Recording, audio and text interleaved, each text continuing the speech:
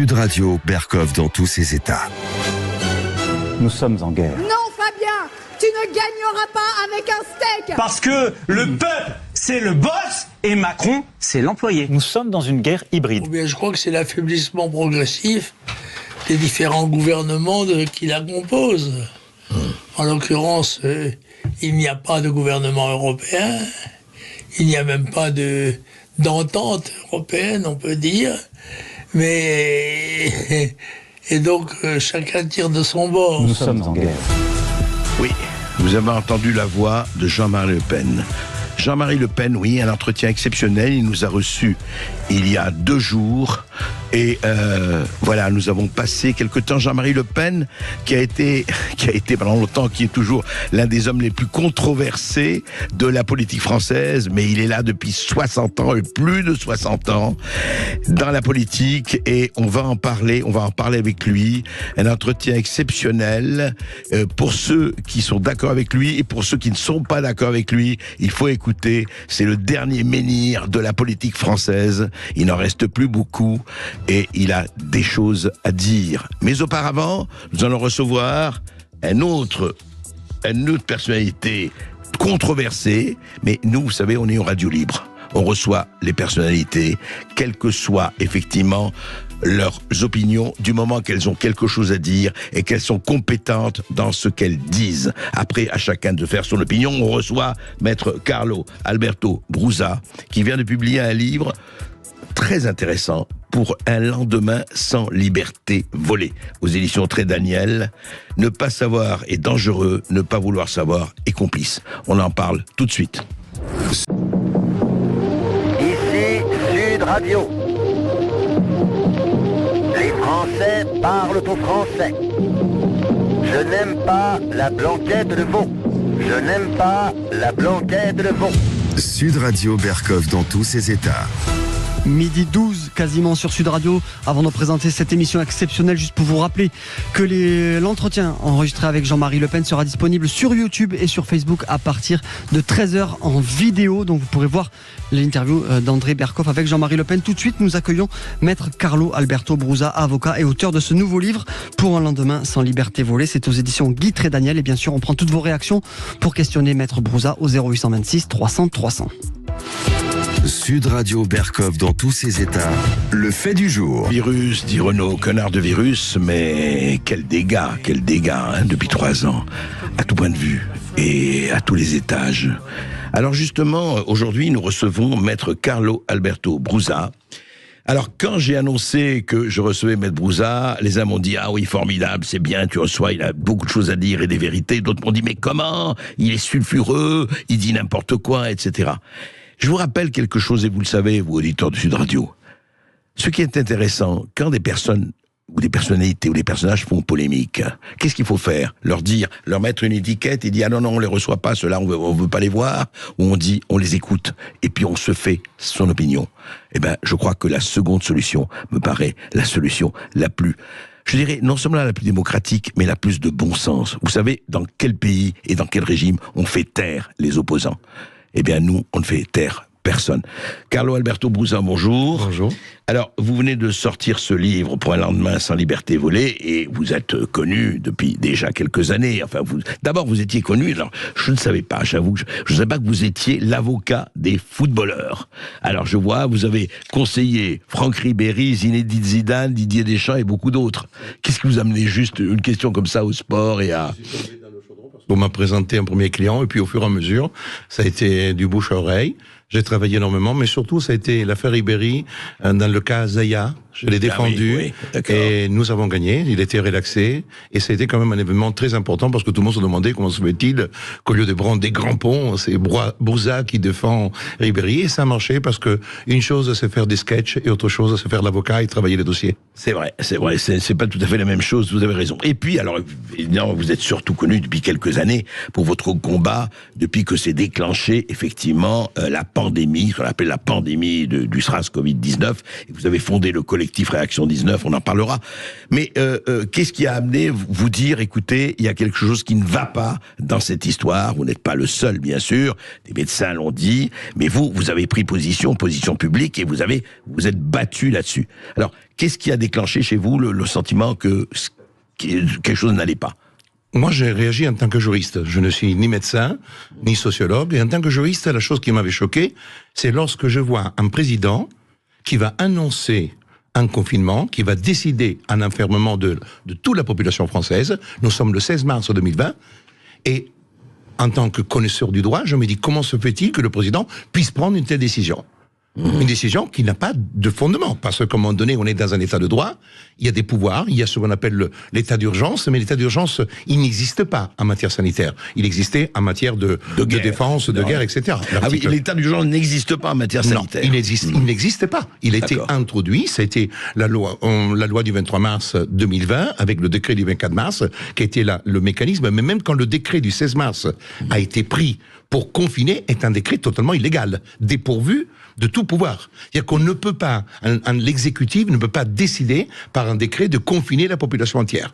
Et en effet, c'est pour ça qu'il a fallu prendre la loi du 23 mars, le décret du 24 mars, pour ensuite tenter de construire une sorte d'état de droit pour mettre en place des mesures qui étaient totalement liberticides. C'est-à-dire, quand, en tant qu'avocat ou en tant que juriste, je regarde cela, je dis, je suis en France, pays des droits de l'homme. J'ai quitté l'Italie pour être ici, dans ce pays qui est un phare de l'humanité, et je découvre que toutes les libertés essentielles, la liberté d'expression, la liberté d'opinion, la liberté, parce qu'on en est vraiment là, parce que les circulaires qui allaient avec ont été terribles. Ensuite, vous avez la liberté de manifester, la liberté d'aller venir, toutes les libertés de la Déclaration des droits de l'homme bloquées du jour au lendemain pour quelque chose que théoriquement, quelques semaines avant, on disait mais il n'y a pas de problème, nous, en France, on a des frontières. Vous savez, c'est exactement la même chose du nuage de Tchernobyl. Il s'était arrêté à Strasbourg, il n'avait pas franchi au final. Puis on n'avait pas besoin de masque, on n'avait pas besoin de gants, on n'avait pas besoin de tenue. Mais juste un mot, oui, mais on peut vous répondre, enfin je me fais l'avocat du gouvernement, en l'occurrence, on peut vous dire, mais attendez, c'est une pandémie,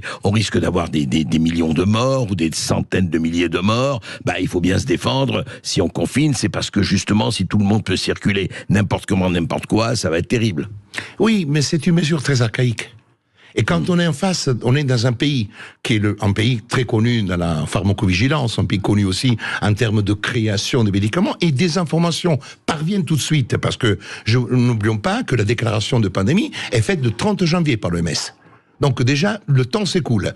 Et on voit... 30 janvier OMS. 30 janvier, c'est l'OMS. Donc en réalité, quand nous décidons de confiner, quand l'exécutif décide de confiner, nous sommes déjà à presque 3 mois. Donc ça veut dire qu'il y a eu largement le temps. Et quand on sait que tout de suite on commence à parler de vaccins, on commence à parler de l'inutilité des médicaments, alors que très vite, je rappellerai que même dès le mois de mars, le professeur Raoult va se prononcer, en parlant tout de suite. Pourquoi ? Parce qu'il est au courant, il a travaillé avec les Chinois, il sait qu'il y a des infections, il sait qu'il ne s'agit pas simplement... Mais nous ne sommes pas médecins, ni vous ni moi. Non. Alors Raoult est aussi contesté.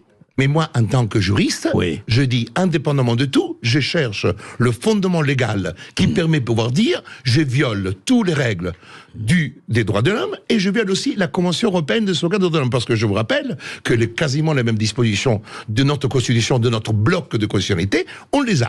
Et comme par hasard, vous n'avez aucune notification de suspension, parce qu'il y a un texte, l'article 16 de la Convention européenne de sauvegarde, qui impose à chaque État qui ne veut plus appliquer les règles de la Convention de le notifier au secrétariat. Chose que la France n'a jamais été faite. Ça veut dire que nous sommes dépourvus de tout fondement légal, on brise les règles constitutionnelles. Donc vous dites que le confinement est absolument en dehors des lois.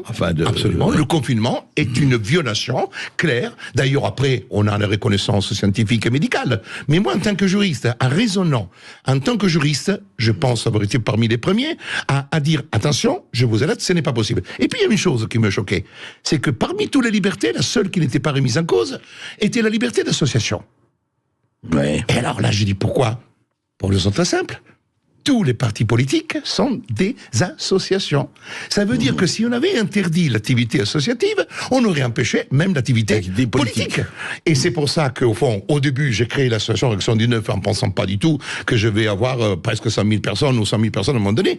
Je le fais parce que je vais utiliser ce trou de souris pour pouvoir m'exprimer et utiliser même les moyens. Quand, par exemple, je me déplaçais à l'époque de confinement ou à l'époque de couvre-feu, je me déplaçais, et je me rappelle à Aurillac que je suis attendu à la sortie de l'autoroute. Vous êtes déplacé tout le temps pendant le confinement. Avec les policiers, les gendarmes, et moi j'ai dit, tiens, je crois que c'est un go fast, et il n'y a personne dans l'autoroute, et je suis tout seul.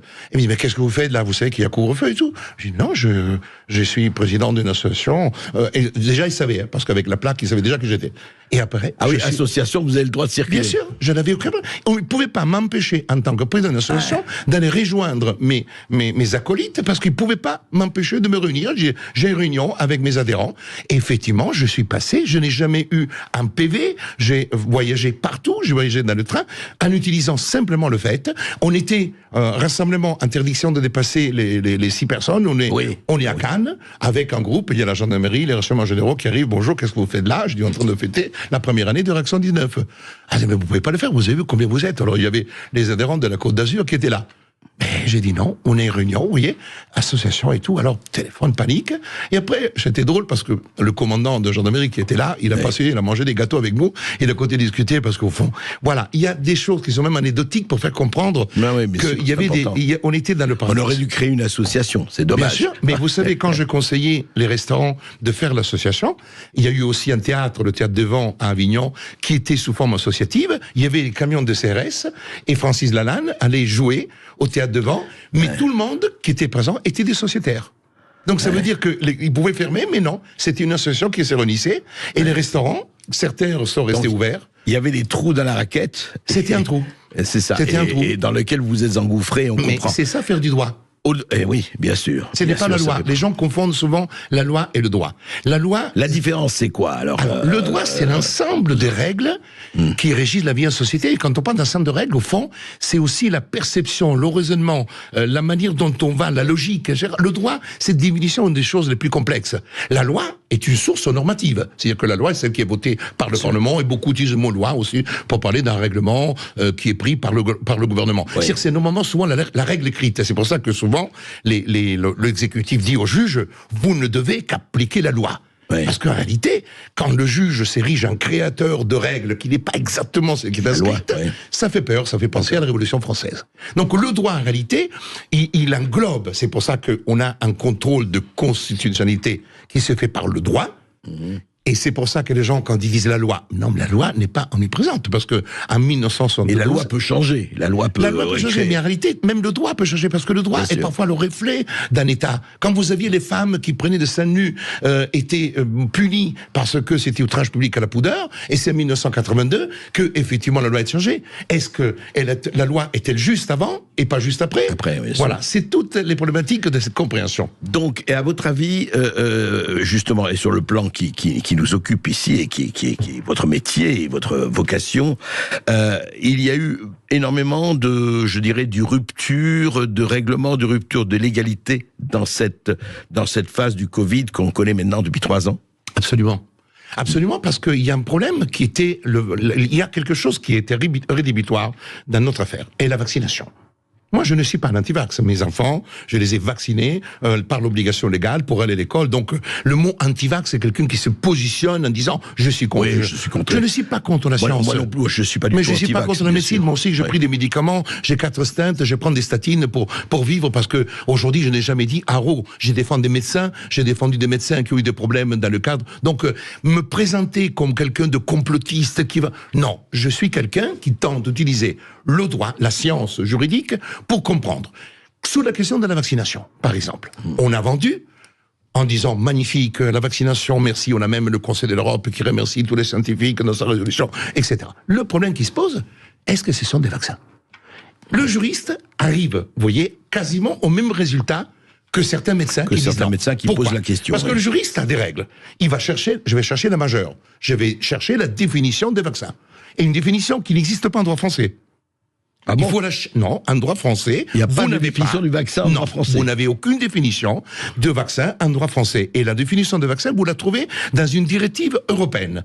Et c'est pour ça que je prends la directive, qui ensuite a évolué, mais la directive dit, c'est un produit médical qui a pour finalité de avoir une fonction préventive. C'est-à-dire de protéger la personne contre un virus et d'empêcher la transmission. Ce sont les deux critères essentiels qui étaient les critères.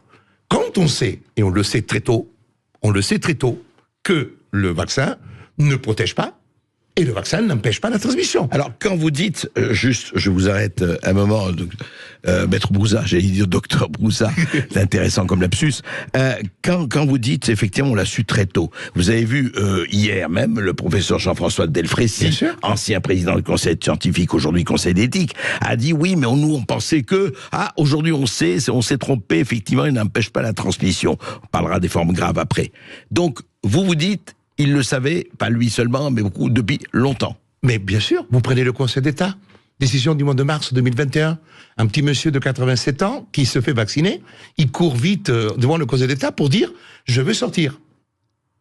Sans masque, parce que je suis vacciné. Et le Conseil d'État, dans la décision, en reprenant les arguments du ministère de la Santé, va dire « non monsieur, vous êtes vacciné, mais malheureusement, ça ne protège pas et ça n'empêche pas la transmission ». Mars 2021. Mars 2021, mais j'irai beaucoup plus loin. Vous avez une décision qui est une décision très importante, qui a été rendue par la Supreme Court of New York. Cour suprême de New York, qui est là, traduite, 24 octobre 2022. 24 octobre 2022. Oui, je parle de cette décision, mais qui ne fait que confirmer, parce qu'elle statue sur une demande de interdiction pour les gens qui ne sont pas vaccinés. Ah ouais. Il dit non. On sait depuis, et il se réfère à 2021, au début 2021, que ça ne protège pas. Et ça n'empêche pas la transmission. Donc, on ne peut pas différencier le non-vacciné et vacciné. Vous avez une décision rendue encore récemment en Italie, dans laquelle le juge de l'Aquila dit exactement la même chose. On sait. Mais aujourd'hui, quand on a sorti du chapeau, et ça c'est très important, et là le juriste parle pas en tant que médecin, ça protège contre les formes graves. Oui, je le dis encore. Delfrécy dit au moins, on peut le dire, on peut l'affirmer, que ça protège contre les formes graves. Mais ce n'est pas une définition de vaccin. Un médicament peut protéger contre les formes graves de quelque chose. Il peut atténuer, mais ce n'est pas un vaccin. Le vaccin que vous faites quand vous allez éviter la diphtérie, d'autres maladies, la poliomyélite, c'est le pour tétanos, empêcher. etc. Après, bien sûr, vous n'aurez jamais peut-être un vaccin qui va vous protéger à 100%. Il y aura 99%. Il n'en demeure pas moins qu'on ne peut pas raconter des bobards. Mais ce que nous disions, Monsieur Berkoff, et je le dis à tout le monde parce que c'est une bonne occasion, Pfizer le savait. Pfizer le savait. Alors on va en parler, justement, on va parler des contrats, etc. Juste après cette petite pause.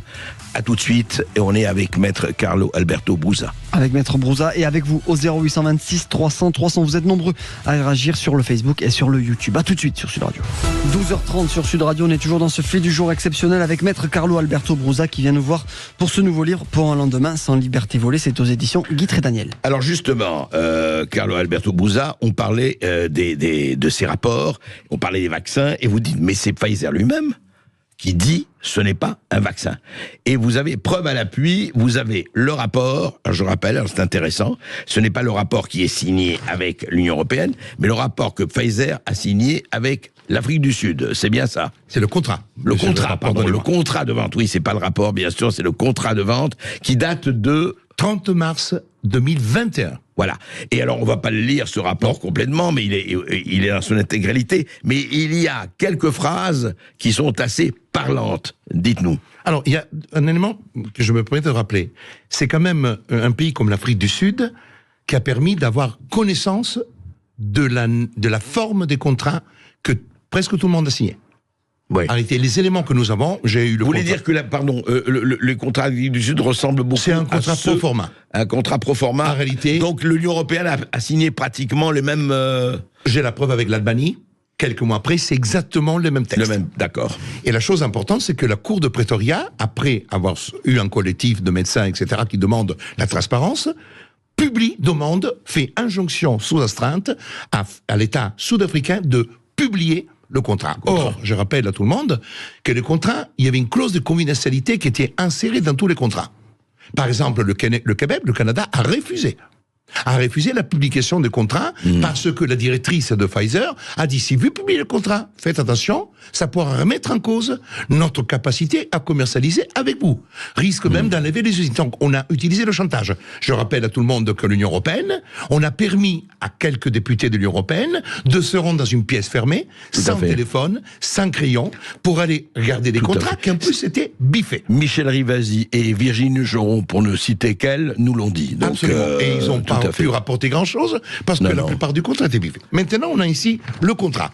Il est publié, c'est le contrat que je récupérais de la cour de Pretoria, de la publication, qui est mis sur le site. Et là, il y a une clause, qui est une clause extraordinaire. C'est l'article 5.5 de ce contrat, qu'on retrouve aussi dans le même draft, dans le même projet de contrat du 30 mai avec l'Albanie. L'Albanie, oui. Dans lequel il dit, c'est Pfizer qui demande à l'acheteur... Pfizer, c'est un contrat. C'est une clause. C'est une clause contractuelle. D'accord. Qui dit, l'acheteur reconnaît que le vaccin et les matériaux liés au vaccin, ainsi que leurs composants et matériaux constitutifs, sont en cours de développement. Déjà, sont en cours de développement. C'est déjà très intéressant. Oui, bien sûr. Et que, à raison de circonstances d'urgence de la pandémie de Covid-19, je rappelle que nous sommes au mois de mars 2021, la déclaration de pandémie était faite le 30 janvier, et que Pfizer déclare avoir déjà son vaccin le 10 juillet avec une publication faite par BioNTech dans un communiqué de presse avec la convention qui est inscrite avec l'FDA. Je continue. Oui. Et continueront d'être étudiés après la fourniture du vaccin à l'acheteur en vertu du présent accord. Et maintenant, l'acheteur... Attendez, juste redites cette phrase. Vous dites que les conditions, parce qu'on n'a pas... Oui. Vous dites que les effets, les études ne sont pas achevées. Non, c'est pas ça. Absolument. Et continueront d'être étudiés. Donc, oui, les études ne sont pas achevées et continueront d'être étudiées. Continueront d'être étudiées. Donc, c'est quand même extraordinaire. Après la livraison des vaccins. Après la livraison. D'accord. C'est que ça. Ouais. La fourniture de vaccins, en vertu... Et là, il y a la phrase incroyable. L'acheteur reconnaît en outre que les effets à long terme et l'efficacité du vaccin ne sont pas connus à l'heure actuelle. Et qu'il peut y avoir des effets indésirables du vaccin qui ne sont pas connus à l'heure actuelle. En outre, dans la mesure où cela est applicable, l'acheteur reconnaît que le produit ne sera pas sérialisé. Cette phrase est une phrase technique. Mais ce qui compte, c'est 1. Méconnaissance des effets à long terme. Méconnaissance à l'heure actuelle, nous sommes le 30 mars 2021, sur l'efficacité et méconnaissance des effets indésirables. Monsieur Berkoff, et je le dis à tous vos auditeurs et à tous les spectateurs, en même temps, le 30 mars 2021, avec un jour de décalage, le journal Le Monde, comme les autres journaux de France et de Navarre, affirmait « L'Union européenne a reçu plus de 100 millions de doses de vaccins, la Covid-19 sur l'ensemble. Covid-19, Pfizer et BioNTech affirment que leur vaccin est efficace à 100% chez les 12-15 ans. » Voilà. Dans Le Monde, donc le lendemain... Le lendemain. On a quelqu'un qui achète une tondeuse et qui dit « Je reconnais que j'achète une tondeuse, mais je ne sais pas si je pourrais tondre mon jardin. » Et combien de temps, et si je peux le tondre bien, efficacement. Et de l'autre côté, on dit « Nous vendons des tondeuses magnifiques qui tondent la pelouse. » Voilà. Maintenant, monsieur, moi je suis juriste, ça c'est pas du complotisme, est une chose qui ne peut que faire comprendre que nous sommes dans une tromperie, parce que juridiquement parlant, ça s'appelle une tromperie. Et la force de Pfizer, c'est qu'il espérait que ce contrat, pourquoi Pfizer s'est battu pour que ces contrats ne soient pas publiés? Parce qu'il savait qu'avec la publication, tout allait se révéler. Parce que quand vous parlez de la clause d'irresponsabilité, c'est une autre clause exorbitante. Alors beaucoup des professeurs de droit ont dit mais non, c'est des clauses qu'on trouve classiques. Non, mais la clause d'irresponsabilité hallucinante, ça on le sait, tout le monde le sait. Quand on a les deux, quand on a quelqu'un qui dit je ne sais pas ce que je te vends, c'est quand même phénoménal. Mais je te le vends quand même, et s'il y a des effets secondaires, je suis pas responsable. Et alors là, c'est quelque chose d'exceptionnel. Parce que les effets secondaires, on ne les sait pas. Alors il y a beaucoup de professeurs qui ont tenté. Maintenant, regardons la chose et la réalité actuelle. Une chose très simple. Regardez comment fonctionne. Quand je me suis battu pour dire les vaccins que vous avez mis sont des vaccins qui sont expérimentaux, etc., j'ai attaqué y compris l'Agence nationale de sécurité des médicaments et le Vidal, je me suis fait condamner. Il a fallu aller en appel. Et aujourd'hui, quand le Vidal disait mais non, moi j'inscris toutes les choses qui sont vraies. Le Vidal aujourd'hui, qu'est-ce qu'on trouve? Je vous le dis. Et les gens doivent le savoir, parce que quand on fait la campagne de vaccination et qu'on dit tout va bien, ils sont sûrs à 100%, il suffit d'ouvrir le Vidal à Comirnaty, parce que je dis à tout le monde qu'aujourd'hui, le seul vaccin quasiment utilisé est le vaccin Pfizer. Le Moderna est un ARN, il est très peu utilisé. Le Vidal date de quand, ce Vidal? C'est la dernière publication, imprimée depuis hier. D'accord. Et ils disent... Il existe un risque accru de myocardite et de péricardite après vaccination par Comirnaty. Nous en avons parlé, ça. Oui, mais on va côté. Les données disponibles indiquent que la plupart des cas se sont résolus. Certains cas ont nécessité un soin médical intensif et des cas d'issue fatale ont été observés.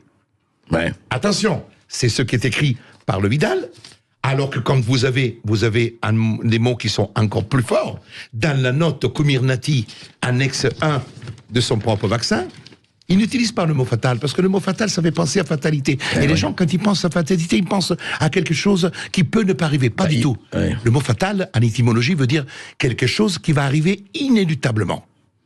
Ouais, et puis il pense à la mort. Absolument. Tout de suite, Monsieur Berkoff, vous venez de mettre le point fondamental. Écoutez, c'est la différence du Vidal. C'est la note Pfizer. 1 tiré de Pfizer. Le mode d'emploi qui est annexé après avoir reçu l'agrément. Point très important. La plupart des cas de myocardite et de péricardite se rétablissent. Dans certains cas, des soins intensifs ont été nécessaires et des cas mortels ont été observés. Ça veut dire quoi? Ça veut dire que quand vous avez des cas mortels qui sont déclarés en annexe des effets indésirables, je le dis en tant qu'avocat aussi de médecin, vous avez l'obligation, dans le cadre du devoir d'informer, qu'il existe cette situation.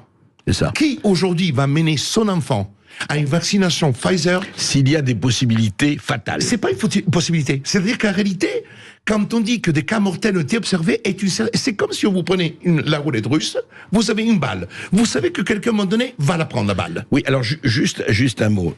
J'entends ce que vous dites, Maître Brouza, mais on vous dit, regardez, il y a des milliards de gens qui ont été vaccinés. Des milliards, 4 milliards, 5 milliards, je ne sais pas combien. On peut pas dire que les issues fatales ont été, je ne dis même pas la majorité, mais ont été infimes. Est-ce qu'on peut aujourd'hui faire cette comparaison en disant, d'accord, il y a effectivement, ce que vous soulignez, très, je veux dire, logique et légitime. Mais enfin, quand ils vous disent, oui, mais attendez, peut-être que nous avons en même temps sauvé des vies pendant que vous pensez que nous avions supprimé des vies. Alors, Monsieur Berkoff, il y a quand même une chose qui est le fait de tuer avec autorisation et le fait de mourir de manière naturelle. Les questions est une question de philosophie. Moi, je ne suis pas philosophe et je ne ferai pas cette diatribe devant vous. Deuxièmement, il y a Pierre Chaillot qui a écrit un livre exceptionnel qui nous a éclairé et qui nous éclaire tous les jours sur la question. Un statisticien. Aujourd'hui, nous avons des morts qui ne sont pas rattachés par lien de causalité au vaccin. Il n'en demeure pas moins que ce sont des morts inexpliquées, de plus en plus. Vous avez aujourd'hui une mortalité qui explose, comme par hasard, chaque fois que la vaccination a été faite. Ce n'est pas moi qui le dis, c'est Pierre Chaillot, avec aussi le professeur Raoul, qui a mis en exergue cela. Et Laurent Toubiana. Et Laurent Toubiana aussi, qui a fait un travail remarquable, et on ne peut pas le traiter de complotiste. Ça veut dire tout simplement que moi, en tant que juriste, je regarde cela.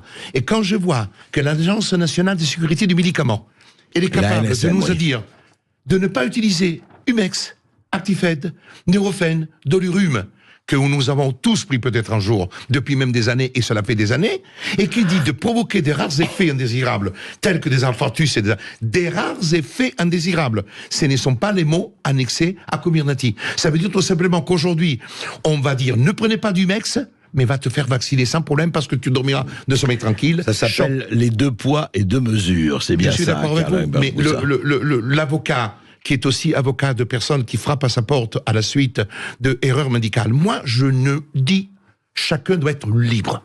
Mais il faut... Consentement libre et éclairé. Oui, mais qu'est-ce que ça veut dire donner tout? Parce que quand j'ai donné le conseil aux gens qui sont venus voir, pas un antivax, mais Maître Brouza, qu'est-ce que je fais?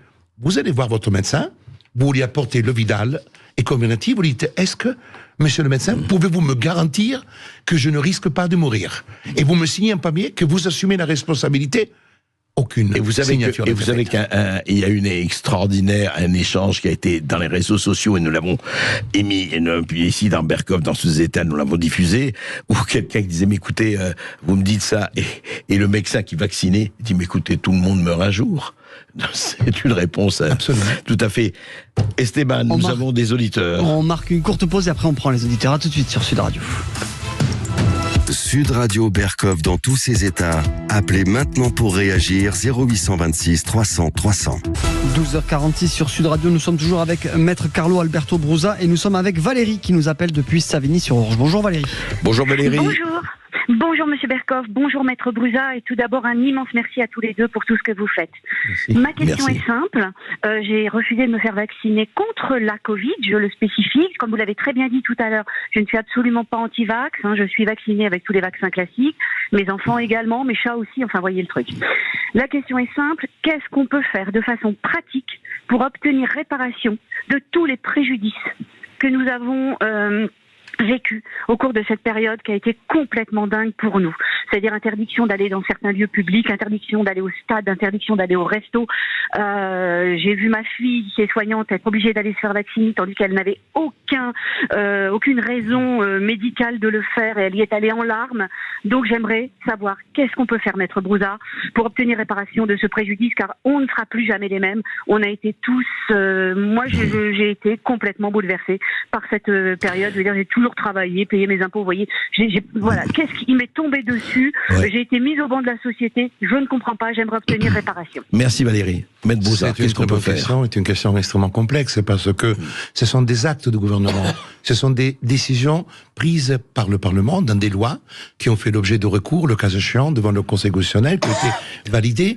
Et par conséquent, quand on est face à un problème de loi, il est quasiment impossible d'obtenir une action en justice parce qu'on dira la loi avait ordonné le confinement, avait créé le pass sanitaire, des décrets. Vous pouvez attaquer un ministre, mais vous irez à ce moment-là devant la Cour de justice de la République, où j'exprime les plus grands doutes en tant que juridiction, et ça sera extrêmement compliqué et difficile de pouvoir établir une faute de nature pénale à l'encontre des ministres. Aujourd'hui, nous opérons et nous avons des actions en cours, des actions qui concernent plutôt la tromperie vaccinale, des actions qui concernent des problématiques comme la tromperie dans les fausses déclarations de non-effets indésirables. C'est sur ces questions-là qu'on peut-être arriver pénalement à faire quelque chose, mais ça sera très difficile. Oui, alors non, mais vous répondez très franchement, mais les citoyens, en plus ils peuvent pas se retourner contre les labos, ils doivent se retourner contre leur gouvernement.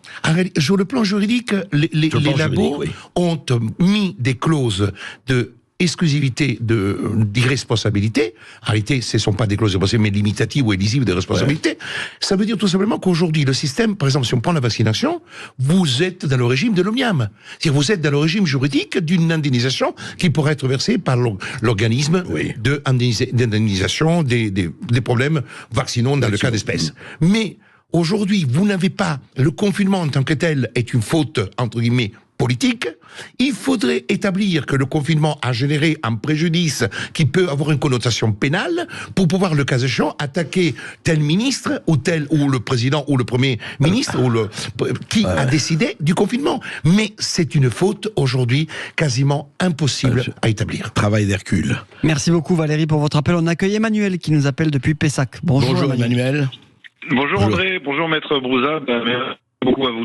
Parce que dans cette période, moi je suis pas vacciné non plus, ni ma femme, ni mes enfants, et vous avez été un phare parce qu'on avait vraiment l'impression d'être les seuls fous.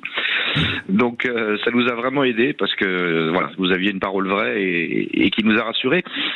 Vous parliez de la faillite, enfin pas lors de l'émission à l'heure actuelle, mais vous en avez parlé sur l'éventuelle faillite de Pfizer. Bon, à voir. Hein, parce que, bon, oui, ça c'est un autre problème. Ça. Voilà. Non mais parce que je vais faire un parallèle avec une autre société qui s'appelait la société Purdue, qui a été impliquée dans les opioïdes aux États-Unis avec des Jamaïcains et tout le reste, 500 000 morts plus je sais pas combien d'effets secondaires. Et la famille d'ailleurs demande une impunité totale. Donc je me demande s'ils sont pas, si jamais ça arrive, en train d'organiser justement une faillite qui permettrait d'éviter et les poursuites et les amendes, parce que finalement le pognon qui a été encaissé, il est déjà là.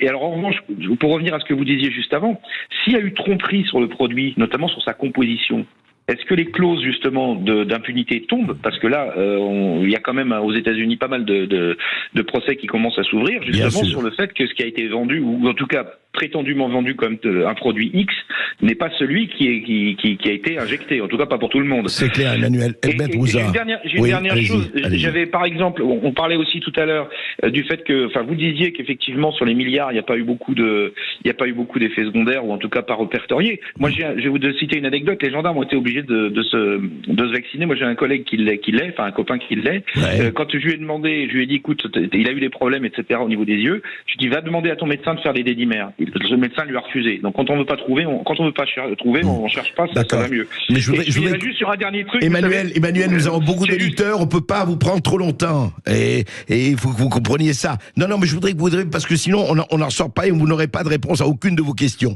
Donc ce que je voudrais par rapport à ça, parce qu'une très bonne question d'Emmanuel, c'est la composition. Est-ce que si la composition du vaccin ou du produit, et c'est avéré, parce que vous avez dit vous-même où il y a des problèmes, est-ce qu'on peut attaquer à ce moment-là? Est-ce qu'on peut pas renverser la clause des contrats? La clause de contrat, elle ne peut que protéger Pfizer et BioNTech de ce qu'on appelle les questions civiles, des actions de nature civile. Quand vous vous placez sur le plan pénal, et la tromperie, c'est une infraction pénale. La tromperie est l'escroquerie en matière de produits. Mais c'est tromperie, je l'ai bien avec un grand S. C'est du pénal. Les clauses ne pourra pas fonctionner et la responsabilité pénale de Pfizer ou de BioNTech pourra être engagée avec aussi toutes les autres personnes. Quand vous avez le journal Le Monde qui participe à travers ses articles sans se poser des questions à une propagande en disant que ce produit protège à 100%, il participe, même s'il est simplement média, à la mise en œuvre d'une tromperie. Non mais s'il y a tromperie, enfin je ne sais pas, je ne prends pas parti, bien sûr. S'il y a tromperie, eh bien on peut attaquer. On peut attaquer, et c'est ce que nous sommes en train de faire, parce que je ne pouvais pas le faire avant. Là, je vous rappelle que le contrat est en notre possession depuis le mois d'août, le temps d'accéder c'était en septembre, et aujourd'hui nous sommes en train de travailler. Il y a un mois et demi, quoi. Absolument, nous sommes en train de travailler pour mettre en place, parce que je rappelle que la prescription ne sera qu'à partir du mois de mars 2024, prescription triennale si on se place dans les délits, et une prescription beaucoup plus élevée de 10 ans si on se place dans le crime. Si aujourd'hui on parle de bande organisée et qu'on établisse cette bande organisée, on peut. Mais sans prendre des risques, on peut parfaitement commencer sur la tromperie, parce que le fait de dire qu'ils étaient efficaces, vous avez la preuve contraire dans l'article 5.5 du contrat, et vous avez la preuve contraire de tout ce qu'aujourd'hui nous connaissons. Donc, il y a une marge de manœuvre aujourd'hui. Il y a une marge de manœuvre, je rassure tout le monde. La seule chose qu'il faut, c'est d'éviter de partir de tous les côtés. Il faut rester concentré et taper dans ce qu'il y a de certain. Ce sont les affirmations fausses et mensongères qui ont été montées à l'époque dans une opération qui était une opération menée par McKinsey, il faut pas l'oublier. C'était quelque chose de très, très important. Il était le relais entre les gouvernements et Pfizer, et ceci est prouvé. Je voudrais terminer sur un point très important. Il n'y aura pas de faillite de Pfizer. Pfizer est monté jusqu'à 930 milliards chiffre d'affaires 2022, en gagnant 30 milliards entre l'année 2021, ils étaient à 70, ils montent à 93, et avec la trésorerie, ils ont acheté un autre labo à 43 milliards. Donc aujourd'hui, Pfizer, qui est contrôlé par Vanguard et BlackRock, qui sont qui financent les grands retraites des Américains. Vous imaginez si aujourd'hui Pfizer, je le dis, et c'est une phrase qui avait étonné beaucoup de monde, Pfizer est l'Amazon des produits médicaux. Pfizer n'est pas un fabricant. Pfizer ne connaissait pas Comirnaty. Pfizer ne connaissait pas. BioNTech a travaillé sur l'ARN messager. BioNTech a souscrit un contrat de licence avec Pfizer. Et Pfizer, en tant que vitrine mondiale, a permis à l'ARN messager que personne ne connaissait. D'accord, si ce n'est que quelques spécialistes. D'accord. Voilà. Est-ce qu'on a Merci beaucoup Emmanuel pour votre appel. Dernier, hélas, parce que vous voyez, malheureusement, nous n'avons pas le temps suffisant, mais on reviendra sur cette histoire parce qu'elle n'est pas finie, évidemment. Ouais, rapidement, on a Stéphane de Bordeaux. Bonjour Stéphane. Stéphane, rapidement, dites-nous tout. Oui, bon, pas grand-chose, juste deux petites questions. Vous parliez tout à l'heure de ce qui sort actuellement sur les effets secondaires ou très indésirables de produits qu'on prend quotidiennement ou régulièrement, Humex et d'autres choses comme ça. Et je trouve il y a une concordance de temps qui est assez étonnante en fait. C'est-à-dire que en même temps qu'il y a beaucoup d'éléments qui sortent sur la dangerosité réelle du vaccin ou au moins des des cas fatals qui peuvent apparaître, et puis ce qu'on entend sur Humex, et je me pose la question s'il n'y a pas, en fait, si c'est pas un pare-feu, ou en fait se dire que si effectivement ça sort vraiment et que on entend parler de ces décès dus au vaccin, on pourrait pas très facilement dire ben non, mais Humex tout le monde en prend et c'est pas le vaccin, c'est Humex. Ça c'est une première question. Et puis... la deuxième question, quand on a des grands sujets comme celui-ci, on se rend compte qu'il y a finalement 3 grands intervenants. On a les gouvernants, on a la population, et puis on a une courroie de transmission qui s'appelle les médias. Et ce qui est incroyable, c'est que finalement, on avait une voix des médias. Et on retrouve à peu près la même chose, c'est-à-dire cet éloignement qui est entre le premier sentiment de la population et ce que proposent certains gouvernements, et puis les médias, en fait, arrivent peu ou prou à transformer la position de la population. On trouve exactement cette même chose, cette même dialectique sur le conflit israélien-palestine. C'est absolument écœurant, incroyable, la différence qu'on a entre la population et ce que vous disent les médias, en fait.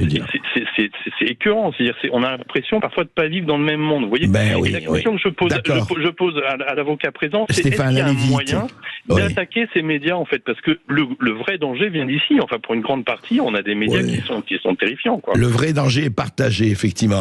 Carlo Alberto Brusa. Je répondais tout simplement, attaquer et faire du pénal contre tous les médias de France et de Navarre n'est pas une solution.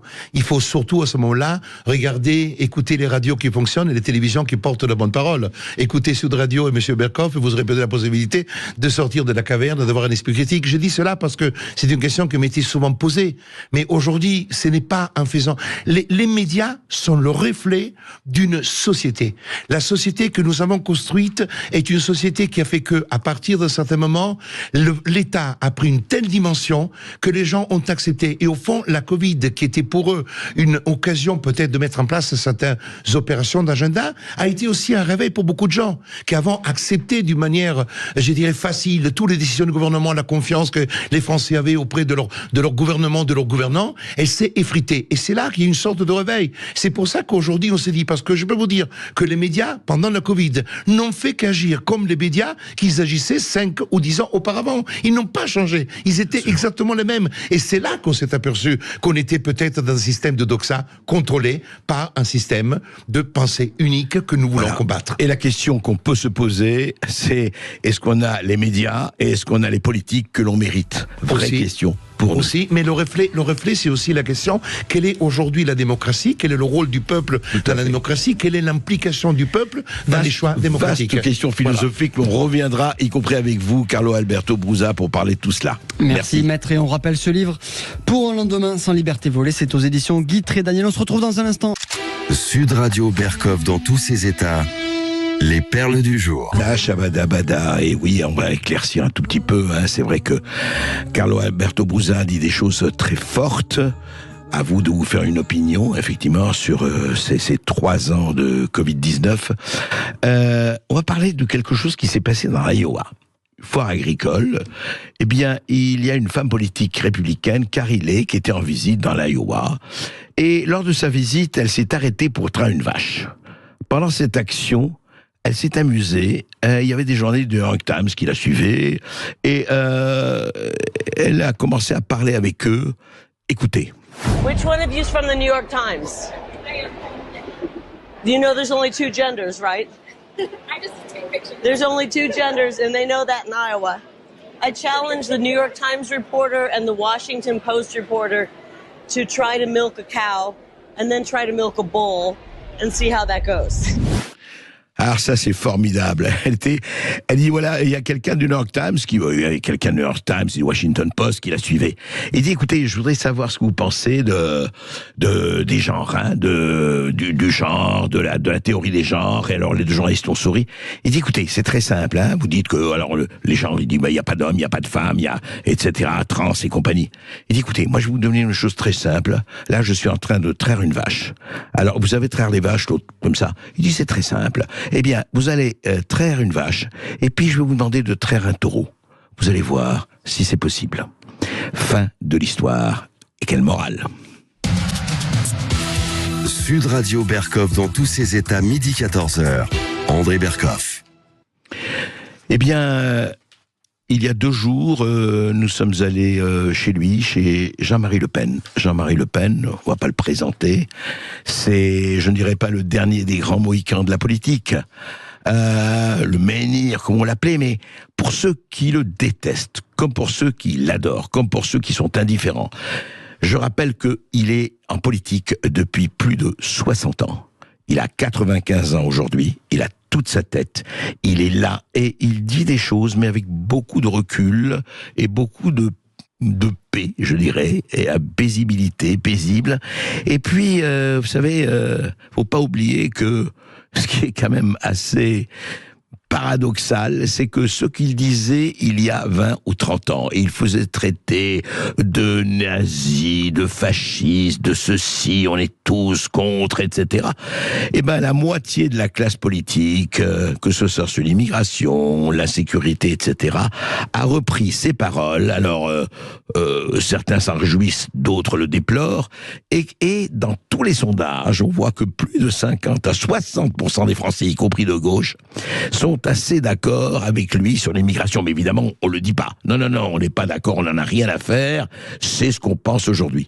Intéressant, mais il le disait il y a 30 à 40 ans. Je ne dis pas qu'il a raison.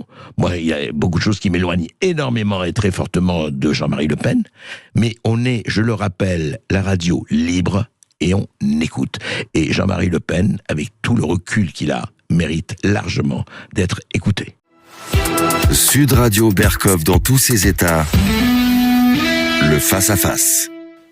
Jean-Marie Le Pen, bonjour et merci de nous recevoir chez vous. Je voulais vraiment, depuis quelque temps déjà, on voulait faire un point avec vous de cette situation tout à fait étonnante. Nous sommes en 2023. Le monde est en train de basculer, on le voit, pour le meilleur ou pour le moins bon. On voit ce qui se passe en Russie-Ukraine, on voit ce qui s'est passé avec le Covid, on voit ce qui s'est passé en Arménie, aujourd'hui avec la guerre à Gaza, en Israël et ailleurs.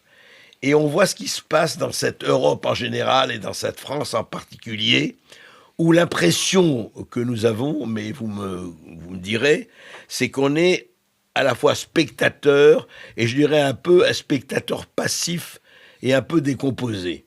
Et je voulais avoir votre sentiment là-dessus. Oui, l'Europe est passive en quelque sorte. Les événements qui se déroulent tout naturellement dans l'histoire du monde ne la laissent pas indifférente, mais ne l'impliquent pas toujours directement. Oui. Et qu'est-ce qui explique, selon vous, cette passivité ? Ou bien je crois que c'est l'affaiblissement progressif des différents gouvernements qui la composent. En l'occurrence, il n'y a pas de gouvernement européen, il n'y a même pas d'entente européenne, on peut dire, mais et donc chacun tire de son bord. Assez modestement, dans l'histoire du monde, pour l'instant, l'Europe joue un rôle modeste et malheureusement probablement plus de sujets ou de victimes que d'acteurs principaux. Et spécifiquement en France, vous considérez que cette espèce de suggestion ou enfin de victimisation, je ne sais pas, vous qui avez connu cette France qui était quand même considérée de façon quand même comme un acteur du monde, qu'est-ce qui fait pour vous que nous sommes devenus spectateurs et encore ? Je crois que c'est l'affaiblissement général de nos forces, aussi bien politiques, militaires, syndicales, qu'autres. Je pense qu'il y a un recul de l'influence européenne dans le monde et que la France, en étant un des éléments principaux, eh bien, elle en est à la fois responsable et victime. Et victime.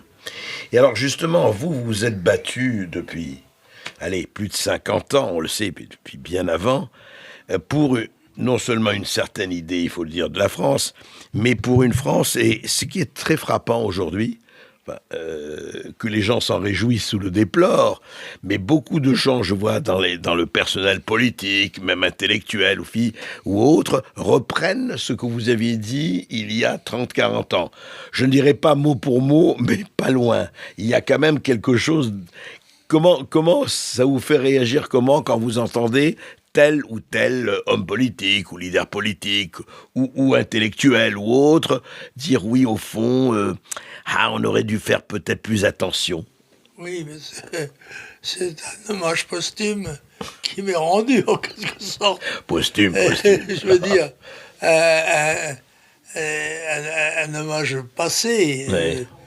Je crois avoir été dans ma vie politique relativement lucide, en tous les cas, tout à fait libre de penser et responsable donc de ce que je disais ou faisais, mais que ce que j'ai dit a pu quelquefois choquer parce que justement mes dires étaient en avance sur la perception qu'en avaient mes contemporains. Et il n'est pas toujours facile d'être un promoteur ou un ouvreur de route. En tous les cas, c'est dangereux. C'est dangereux. Est-ce que Jean-Marie Le Pen, est-ce que certaines choses que vous avez dites, en fait, vous aviez aussi un goût de la provocation, ou pas?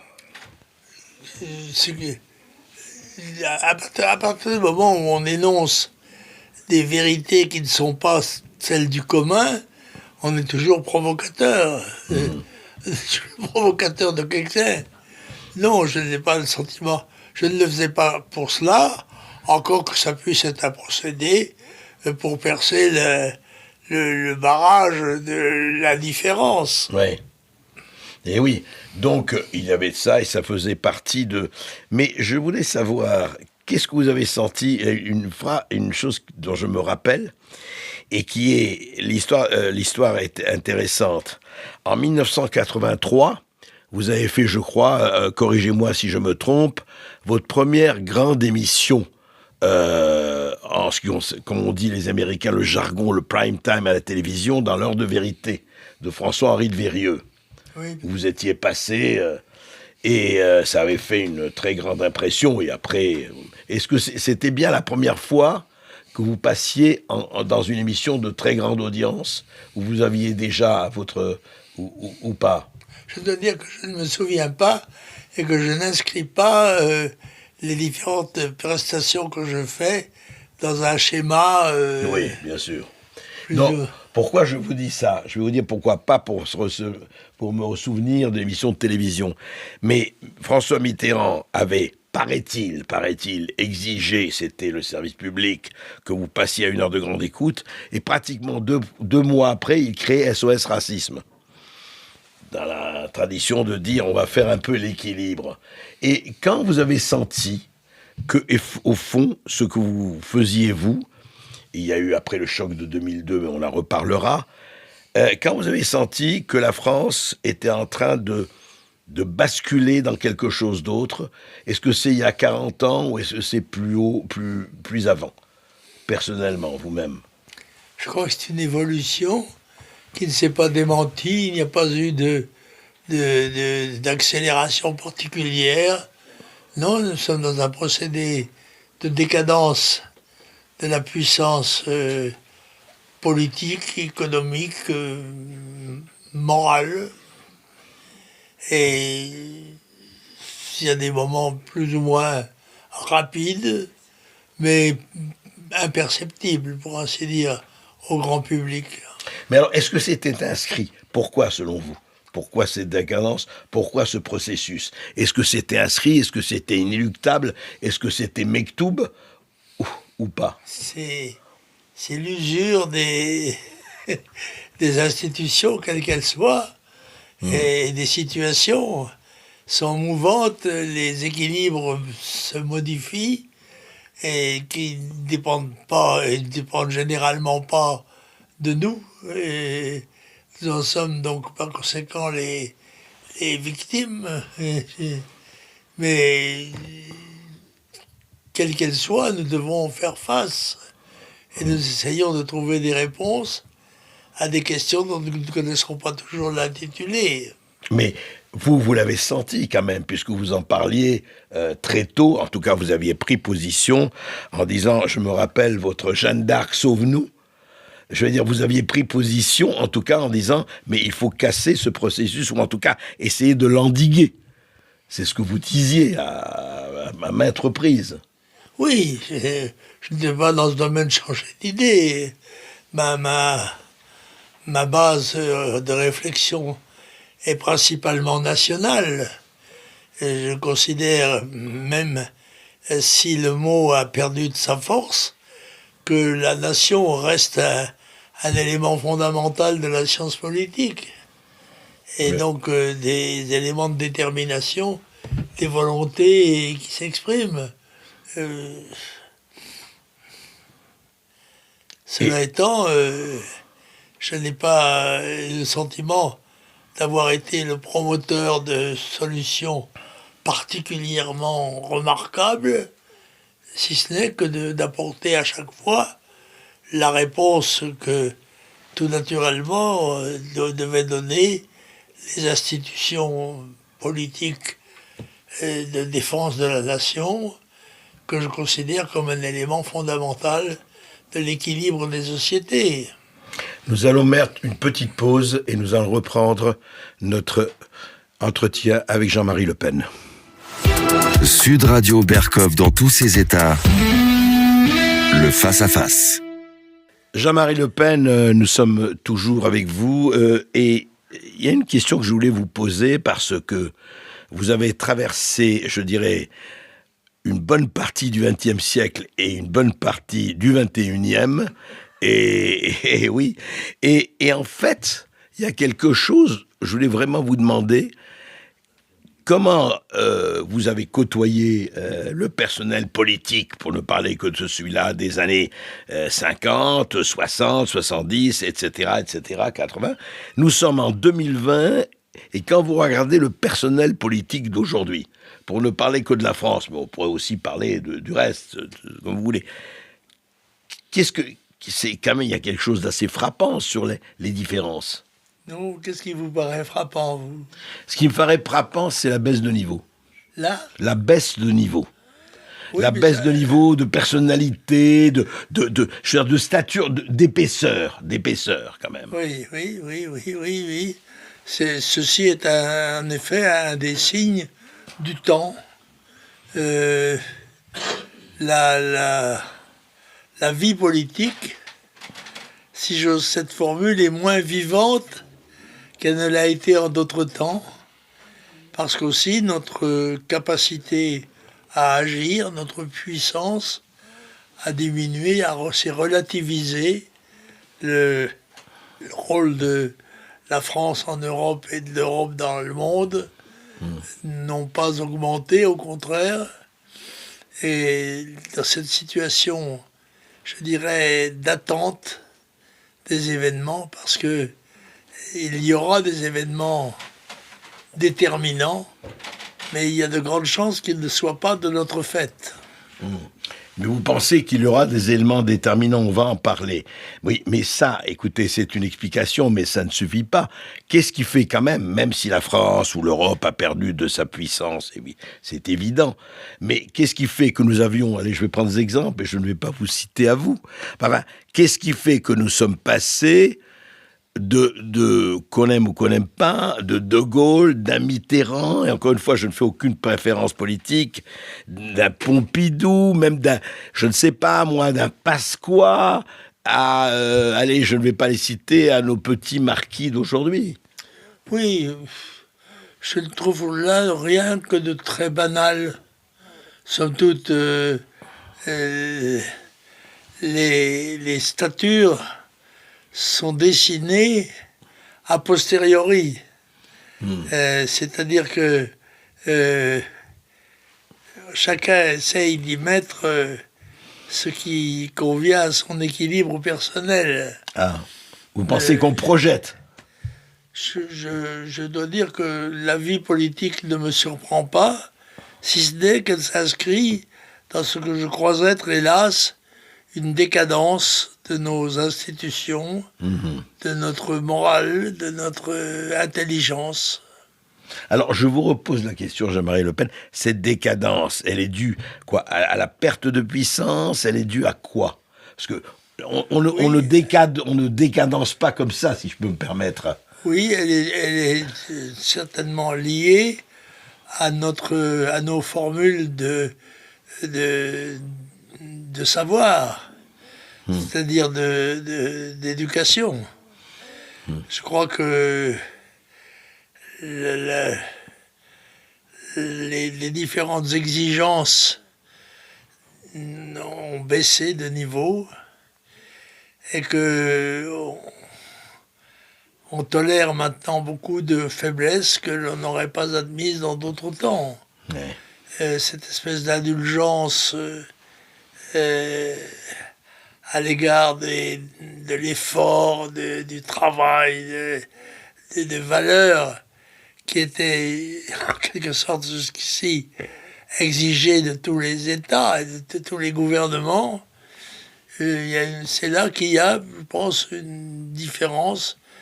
La demande est affaiblie, on se contente de peu. On est beaucoup moins exigeant. C'est ça. D'accord. Et donc, effectivement, il y a cette espèce de facilité qui règne, on le voit bien. Et en même temps, est-ce que vous pensez toujours qu'il y a cela, ça c'est tout le monde le voit, enfin beaucoup de monde le voit, c'est clair. Est-ce que vous pensez aussi, pas pour employer des mots d'un certain général, est-ce qu'il peut y avoir pour vous, ce pays que vous avez toujours aimé, défendu, etc., est-ce qu'il peut y avoir un sursaut? Est-ce que c'est une pente inéluctable ou c'est quelque chose qui peut réagir sans savoir? Je pense que là, les éléments démographiques jouent un rôle capital. Nous sommes un petit pays démographiquement. Et nous n'avons pas de réel dynamisme dans ce domaine. Nous sommes donc conduits à des attitudes passives qui correspondent aux forces qui sont les nôtres. Le pays ne s'est pas renforcé dans le domaine de l'intelligence, de la qualité de vie, de l'exigence morale. Donc nous allons notre petit bonhomme de chemin en espérant que le ciel ne nous tombera pas sur la tête. Encore une minute, monsieur le bourreau. Oui. C'est un peu ça. Oui, c'est pas très... Mais juste, alors vous demandez par rapport à ce qui se passe aujourd'hui, parce que ça a été quand même un des moments forts de votre vie. J'étais, il y a 2 jours, aux 50 ans du cercle algérianiste, qui se tenait à Béziers. Il y avait les Boualem Sansal, les Malika Sorel et tous ceux qui parlaient de tout ce qui s'est passé. On ne revient pas là-dessus, mais est-ce que vous pensez vraiment qu'aujourd'hui, alors il y avait, je vous le résume, il y avait des gens qui disaient, mais si l'Algérie était française aujourd'hui, ce serait quand même, l'affrontement des civilisations serait encore plus fort. D'autres qui disent bon, c'est très bien que ça soit fait comme ça, mais le fait que, par exemple, quand vous entendez un président de la République qui dit la colonisation était un crime contre l'humanité, Emmanuel Macron en 2017 pendant sa campagne, quand vous entendez que l'Algérie a effectivement interdit le français dans les écoles privées algériennes, mais quand vous entendez aussi un Boualem Sansal qui dit mais quel dommage, ça a été un drame cette histoire, parce qu'il y a une famille extrêmement importante qui devait être là et qui est partie. Avec le recul, 60 ans ont passé, aujourd'hui un peu plus de 60 ans, vous le ressentez, vous le jugez comment? J'ai été de ceux qui pensaient qu'il y avait un avenir de développement pratiquement sans limite pour la France à partir de sa plateforme nord-africaine. Et de l'Algérie française, en quelque sorte. Et puis, j'ai déchanté de ce rêve, et je me suis adapté, moi aussi, à la réalité banale d'un pays qui survit dans sa grandeur, grandeur dont il n'est souvent pas responsable, mais dont il est le bénéficiaire, tout de même. Que dire ? Je survis, comme la plupart de mes compatriotes, à un grand rêve qui était celui d'une France occupant un rôle plus important dans l'histoire du monde. Et je me résigne, enfin pour le moment, les événements peuvent eux-mêmes changer la donne, car ce sont, selon moi, plus les événements que les hommes qui déterminent l'avenir des sociétés. Et pour l'instant, ils ne sont pas favorables à une explosion de la puissance française. Oui, si on regarde cela effectivement avec un œil froid, je dirais, c'est vrai qu'on n'est pas très très encouragé. Mais je reviens à ce que vous disiez par rapport à quelque chose qui est arrivé. Je franchis, on ne fait pas une chronologie du tout, mais je voulais savoir qu'en 2002, vous êtes arrivé second aux élections présidentielles, avec, je me rappelle très bien, les cris d'orfraie pour certains et de joie pour d'autres, mais disant mais c'est pas possible. Alors pour eux c'était ça y est, l'occupation arrive et tout, et d'autres les cris de joie. Est-ce que très franchement aujourd'hui, encore une fois avec le recul, ça fait 20 ans, est-ce que vous y attendiez, c'était quelque chose qui était dans le cadre à l'époque normal et devait venir? Oui, ça ne m'a pas étonné. C'était prévisible et prévu par nous. Donc, ça n'a pas été surprenant. Oui. Et seulement avec la conviction aussi que les événements sont plus forts que les hommes et que nous ne manœuvrons, contrairement à ce qu'on croit quelquefois, que sur une portion très légère de l'espace. Très intéressant. Vous vous dites la marge de manœuvre humaine est très étroite. Pardon ? La marge de manœuvre des hommes est très étroite. Bien sûr. C'est ça, c'est ce que vous dites. Ça me paraît évident. Alors on va faire une autre petite pause et on va reprendre parce que c'est très intéressant d'avoir effectivement ce recul que vous avez sur cet itinéraire tout à fait d'ailleurs exceptionnel, ça il faut le dire. Sud Radio Berkov dans tous ses états. Le face-à-face. Jean-Marie Le Pen, vous suivez l'actualité mondiale, etc. Vous regardez les journaux, enfin la télévision, etc. Vous suivez tout cela, j'imagine, ou pas du tout. Je suis un observateur que j'espère avisé, mais de connaissances modestes de la réalité. Je n'ai pour me renseigner que les vecteurs habituels des citoyens, c'est-à-dire la radio, la télévision, les journaux. Oui, alors bien sûr. Et alors justement, parlons un peu, parce que je voudrais aborder cela, quand vous regardez ce qui se passe, l'actualité, à travers le monde, à travers tout ce qui se dit, à travers... Justement, je voudrais avoir votre avis, parce que vous êtes arrivé dans un monde où, effectivement, la guerre, il y a eu 45... On sait ce qu'il y a eu après, la guerre froide, l'Amérique, l'URSS.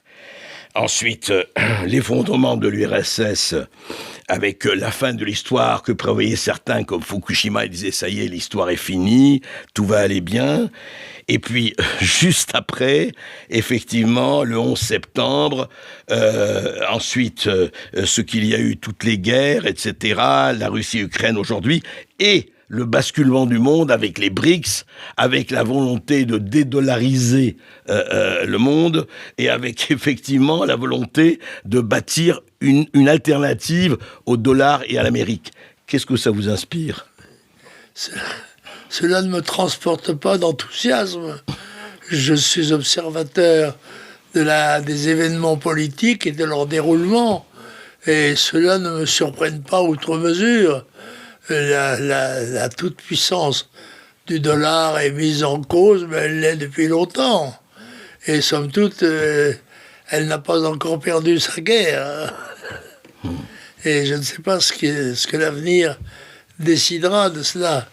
Et je me borne à constater ce qui se passe, à observer avec décontraction et relativement bienveillance le déroulement des événements, en souhaitant qu'ils ne soient pas défavorables à mon pays.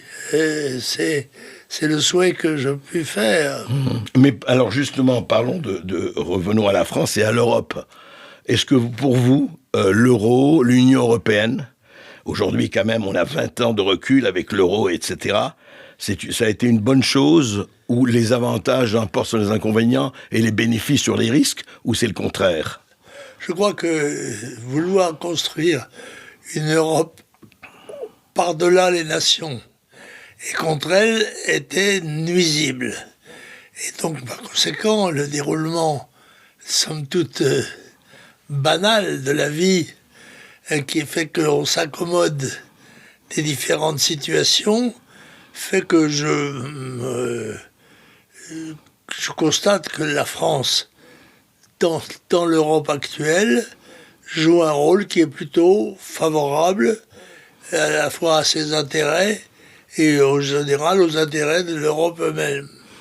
Donc pour vous, c'est un point positif, enfin c'est... Somme toute oui, mais en plus, si j'ose dire, on ne nous demande pas notre avis. Nous sommes là des éléments acteurs involontaires de la vie publique. Et nous marchons avec notre temps et celui-ci n'est pas particulièrement défavorable, je dois le dire, pour la France, et qui essaye de sauver ses billes avec assez de succès, je crois. Oui. Et donc, en fait, vous pensez que nous sommes plutôt pas mal lotis dans cette espèce d'évolution du monde, quoi. Oui, somme toute, oui. Somme toute, le rôle de la France est reconnu comme un des éléments fondamentaux de l'évolution de la société humaine. Et alors, par rapport quand même, parce que vous en avez aussi beaucoup parlé, Jean-Marie Le Pen, immigration, chômage, sécurité, insécurité, quel est votre... Là, je suis beaucoup plus pessimiste. Je pense que l'Europe va être submergée par l'immigration d'origine africaine, probablement. Et là, je crois que rien pour l'instant, en tout cas, n'est promu comme mesure de contrainte ou de règlement. Et c'est très inquiétant car nous risquons d'être submergés humainement parlant. Tout à fait. Et donc, de ce point de vue, effectivement, c'est un vrai problème. Mais là, justement, est-ce qu'il n'y a pas contradiction avec le fait qu'on dit, bon, la France, suit son chemin et on est dans une plutôt positive, mais de l'autre côté, il y a tous ces dangers, comme ça, d'ailleurs, européens aussi, et on ne sait pas où on va. Et vous vous dites... Bon, écoutez, c'est intéressant parce que vous revenez à dire, et toujours, les événements sont plus importants que les hommes. C'est ça. C'est-à-dire, ce sont eux qui modèlent effectivement notre avenir et tout. Voilà. C'est ce que je crois. Je crois que les événements sont plus importants que les hommes, même si à certains moments, certains hommes peuvent jouer un rôle capital par rapport aux événements eux-mêmes. Mais je pense tout de même que l'évolution des temps conduit à un maintien du rôle de la France dans l'histoire du monde. Oui. Écoutez, espérons-le. En tout cas, je pense que tout le monde sera d'accord avec vous là-dessus. Je vais vous demander, Jean-Marie Le Pen, vous avez, dans votre vie, que vous ayez connu ou pas, quels sont les hommes ou les femmes politiques ou autres, il ne s'agit pas, que vous avez le plus soit admiré, soit qui vous ont concerné ou bouleversé? Est-ce qu'il y a, quelles sont les personnes, disons, Vous avez quand même côtoyé énormément de monde, vous avez rencontré énormément de monde, et rencontré ou pas, hein, ça peut être des écrits, ou des livres, ou des œuvres qui vous ont, vous, particulièrement touché, influencé ou concerné. Tout un tract comme ça, je dois vous dire que il m'est difficile de vous répondre, parce que certainement, je suis comme tout le monde, le sujet de l'évolution des problèmes. Mais pour autant, comme je ne suis pas de ceux qui en décident, je me borne à observer. Non mais vous avez été décideur à un moment donné. Quand je dis décideur, ça veut dire que vous avez pesé sur à la fois l'opinion publique, sur les rapports. Vous avez toujours été, quand même, Jean-Marie Le Pen, la personne avec laquelle on se démarquait ou on se marquait. Vous le savez très bien. C'est vrai, mais ça n'était pas déterminant dans la marche, ni dans des pouvoirs. J'étais un observateur souvent critique, d'ailleurs, de la situation politique et de l'avenir de notre pays. Et je disais mon sentiment. Appelant toujours à la vigilance et à l'effort, qualité qui serait amoindrie, il faut le dire, dans l'histoire de notre temps. Oui, vigilance et effort, vous en parlez beaucoup et vous avez raison enfin, je pense raison d'en parler parce que rien ne se fait sans effort et dans tous ces pays émergents, on voit très très bien ce qui se passe. Juste un mot, est-ce que vous êtes concerné ou pas du tout par transition écologique, environnement, qui a pris une place énorme. Vous avez vu comment le nucléaire, à un moment donné, on l'a presque mis de côté. Enfin, maintenant, c'est plus le cas, parce qu'on disait, non, le nucléaire, c'est quelque chose de très mauvais par rapport... Est-ce que vos préoccupations, ça a été quelque chose qui a joué ou pas du tout, maintenant avec le recul? Oui, bien sûr que oui. Je tiens compte de ces éléments qui sont fondamentaux, et en particulier ceux qui touchent l'énergie, ses sources, son contrôle, son coût. Je pense que tous les hommes politiques responsables ont présent à l'esprit les différentes constitutions d'intérêt ou de groupement. Ça fait partie de l'évolution du temps, ça fait partie de la vie des nations, et comme tel, ça justifie l'attention évidente des dirigeants ou de ceux qui souhaitent l'être. Et vous, par exemple, justement, vous êtes né dans le pays breton, si je ne m'abuse. Oui. Est-ce que c'est quelque chose qui a toujours été important, je veux dire, parce que il y a eu, vous savez, quand l'écologie est devenue politique.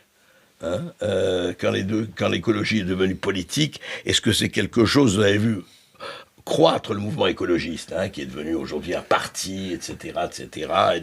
C'est quelque chose que vous considérez que l'écologie n'appartient-elle pas, à tout le monde et pas à telle ou telle mouvance politique? Non, mais je pense que il y a eu un Anschluss de l'écologie par la gauche qui est tout à fait injustifié. Moi, je me considère tout naturellement comme un écologiste naturel, c'est-à-dire un défenseur des équilibres harmonieux d'une société. Et je crois que je ne me démentirai pas en disant que la France, somme toute, est restée relativement modérée et équilibrée dans ce domaine. Oui. Qu'elle n'est pas allée vers des excès, vous voulez dire. Et juste un mot, on va reprendre et on va finir quand même sur le culturel et la culture. On va en parler tout de suite après cette petite pause. Sud Radio Berkov dans tous ses états. Le face-à-face. Jean-Marie Le Pen aussi, il faut le dire, là je voulais parler, quand je parle de culture, je parle des mots, vous avez quand même, on peut le dire, vous êtes parmi les hommes politiques qui avaient le goût du français bien dit, et le goût du français bien écrit. Ça, même vos adversaires les plus récalcitrants et les plus résolus vous le reconnaissent. Et vous avez aussi, après, le goût de la formule. Quelquefois, la formule à l'emporte-pièce, alors qui déplaît à certains, qui plaît à d'autres. Mais c'est quoi? C'est votre goût? Ça a toujours été d'avoir un sens de la formule comme ça qui sort? C'est instinctif, en l'occurrence. Ouais. On émet une pensée, et soit on la contrôle, soit on la laisse libre, et soit on la contraint. Et moi, je suis un homme de liberté. Et si j'ai pu rendre quelques services, justement, c'est de dire les choses telles que je les voyais, telles que je les ressentais. Même si elles paraissaient choquantes, comme c'est normal. Chaque fois qu'une idée nouvelle ou apparentée à la nouveauté est produite. Non, j'ai vécu, j'ai survécu, puis-je dire, avec une bonne formation de base. J'ai eu cette chance. C'est quoi cette formation de base? Jean-Marie Le Pen, c'était quoi? J'étais au collège chez les Jésuites, à Vannes, une formation très classique, à base de travail, d'effort, de discipline, toutes vertus qui sont amoindries dans le courant des siècles, du siècle.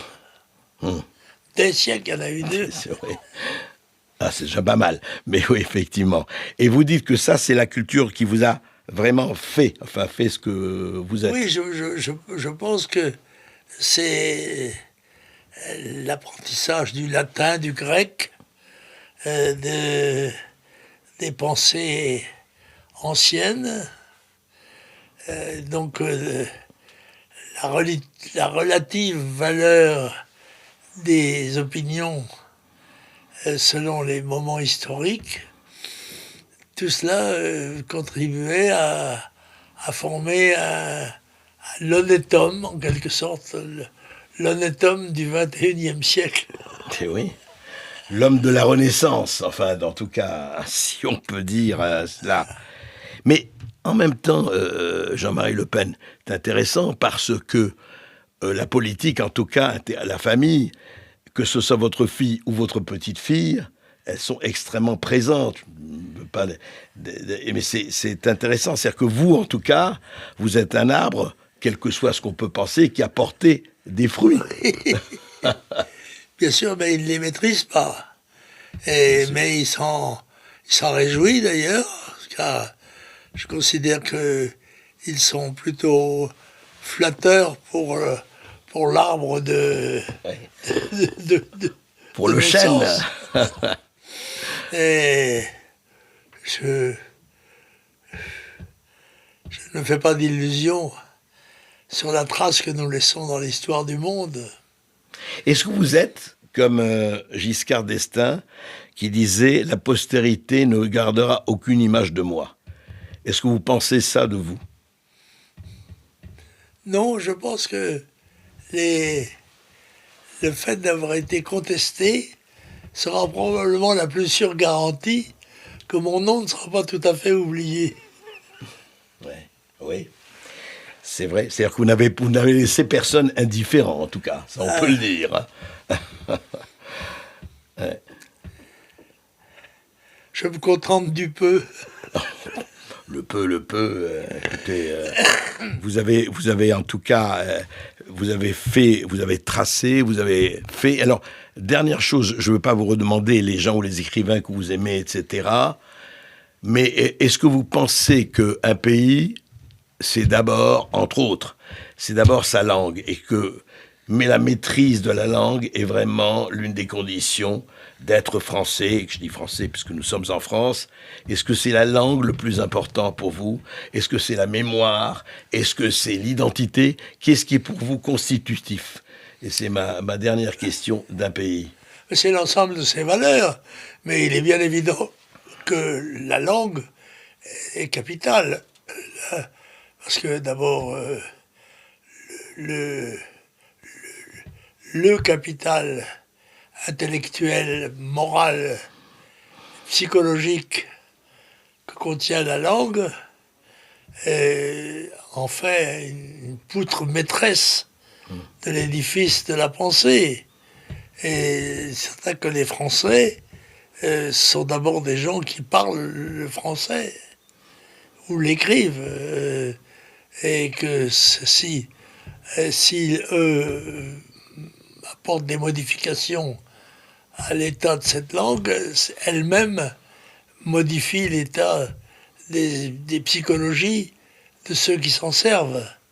Et le fait de parler le français, de le bien connaître, de l'étudier, sont des éléments fondamentaux de notre forme de civilisation. Et donc, l'écriture inclusive, ce n'est pas quelque chose qui vous attire beaucoup. Vous savez, où on y met les points, les E, les points et les S. Vous savez, je sais pas, c'est suivi ces polémiques sur la cancel culture, sur le woke, sur le genre, etc. Oui, non. Je suis assez classique dans ce domaine-là. D'accord, oui. C'est pas vraiment quelque chose qui vous attire. Non. D'accord. Merci beaucoup, Jean-Marie. Je vous en prie.